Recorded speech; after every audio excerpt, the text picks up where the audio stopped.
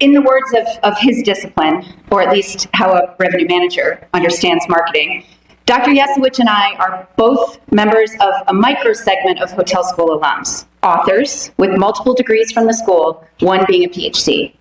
And so, based on Ted's lookalike modeling, I have the great privilege of introducing him today.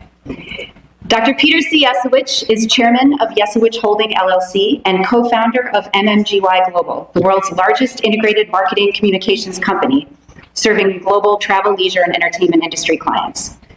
Widely regarded as one of the most respected sources of insight into the evolving habits, preferences, and intentions of travelers, he has served some of the industry's most popular destinations, like the Bahamas, Costa Rica, and Mexico, and leading brands, including Fairmont Hotels and Resorts, Hilton International, Leading Hotels of the World, Outrigger Hotels and Resorts, Ritz-Carlton Hotel Company, Baha Mar, The Breakers, and Broadmoor. So, if you've ever felt inexplicably compelled to travel to any of these beautiful places, you now know why. Following his appointment to the National Board of Directors of the Cancer Treatment Center of America, Peter became interested in the application of principles of hospitality to the delivery of healthcare. This privately held company operates 5 destination hospitals and 10 outpatient clinics serving patients being treated for complex or advanced stage cancer. During his tenure as Chief Growth Officer from 2010 to 2020, CTCA became the most recognized national cancer treatment provider in the US and third most positively perceived hospital system in the country. Throughout his career, Peter has been a frequent commentator on travel trends in both domestic and international media, in such media outlets as the New York Times, Los Angeles Times, Wall Street Journal, USA Today, Time, Newsweek, National Public Radio, and on the CNN, CNBC, MSNBC, and BBC World Television networks. His support of Cornell through the years mirrors his impressive career. Dr. Yesewich has team taught with hotel school faculty, published in hotel school journals, and co-authored with hotel school faculty and alums.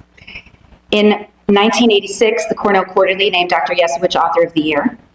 He is co-author of 2 hospitality marketing textbooks with another Cornell alum, Stowe Shoemaker, PhD 95. And Peter and Stowe recently wrote a 3rd book together that brings hospitality principles into healthcare, Hospitable Healthcare, Just What the Patient Ordered. I actually read this book before I knew that I was going to be standing up here today. It's a good read. You should check it out. So thank you for that, Peter. Now, my first encounter with Peter was during my MMH degree when he guest lectured in my marketing class. And this was back when the baby boomers were the next big travel segment to watch, and the passing over of Gen X had only just begun.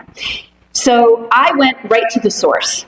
So in his own words, here's how Professor Checky Dev remembers Peter. Peter Yesewich and I team taught the marketing communications class for many years in the 90s and early 2000s. I was primarily responsible for organizing the course and covering the theory part, and Peter was responsible for the practice part and co-supervising the team projects.